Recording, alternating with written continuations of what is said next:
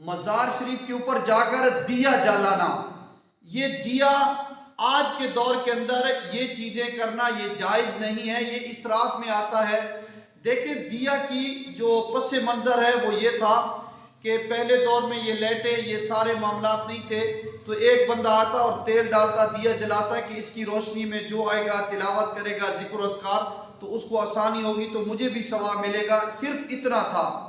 लेकिन हमने इसको ज़रूरी समझ लिया, जब भी हमारी खासकर औरतें मन्नत मानती हैं कि मेरा ये काम हो गया तो मैं फ़लाँ मज़ार पे जाकर दिया जला दूंगी, ये चीज़ें जायज़ नहीं हैं। ये कब्र के पास यानी मज़ार शरीफ कब्र मुबारक है उसके पास आग जलाना तो वैसे ही जायज़ नहीं है। कई ऐसे मज़ारात हैं जहाँ पर जो है वो 100 दिए जल रहे हैं और रश लगा होता है, तो इसलिए मज़ार के साथ दिया जलाना कि मेरी मन्नत पूरी हो जाए साहिब मज़ार खुश हो जाएगा, ये सारी सोच शरीयत के खिलाफ है। बल्कि आपने वो जो दिया जलाना है, थोड़ा बहुत खर्च करना है, तेल डालना है, आप वो पैसे किसी गरीब को दे दें, उससे साहिब मज़ार भी खुश होंगे और आपको सवाब भी मिलेगा।